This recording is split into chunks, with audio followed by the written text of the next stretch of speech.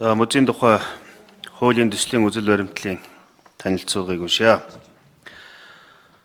Монгол улсад орчин цагийн музей 1924 онд байгуулагдсан бөгөөд өнөөдрийн байдлаар төрийн өмчийн 12 музей, орон нутгийн өмчийн 24 музей үйл ажиллагаагаа явуулж байна.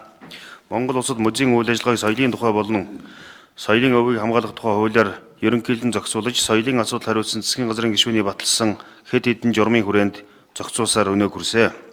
Ялангуяа музейн үндсэн үйл ажиллагаатай нэгт холбоотой байдаг байгаль, соёл, боловсрол, шинжлэх ухааны салбарын хууль тогтоомжийг шинжлэх хүрээнд музейн үйл ажиллагаатай холбоотой зохицуулалт тусгагдaltaгүй орхигдсноос музейн нийгмийн хөгжилдөх оролцоог хангах, өрсөлдөх чадварыг дээшлүүлэх, эдийн засгийн үр өгөөжийг нэмэгдүүлэхэд бодит бэрхшээл тулгараад байгаамаа.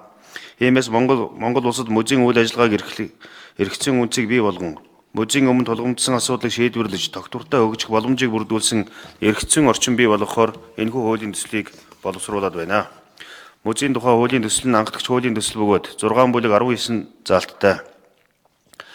Музейн үйл ажиллагааны эргэцэн үндсийг тодорхойлож, хууль тогтоомжийн давхардал, хийдлийг арилгах, холбогдох хууль тогтоомжтой уялдуулах, музейн доктортой хөгжлийг дэмжих чиглэгдэх бөгөөд дараах харилцааг зохицуулахаар тусгалаа.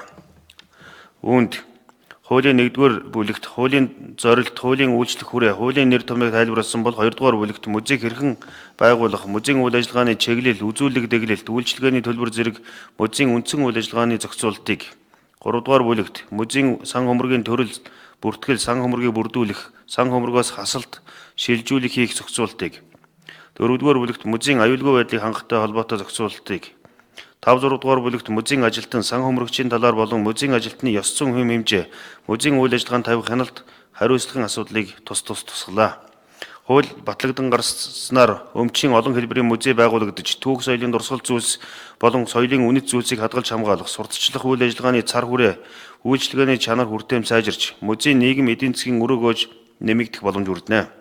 Мөн соёлын өвийг хамгаалах, соёлын бүтээлч үйлдвэрлэлийг хөгжүүлэх, аялал жуулчлалыг хөгжүүлэхтэй холбоотой Монгол улсын нэгдэн орсон олон улсын гэрээ хэлэлцээрийг үндэсний хэмжээнд хэрэгжүүлэхэд чухал түлхэс болох юм а.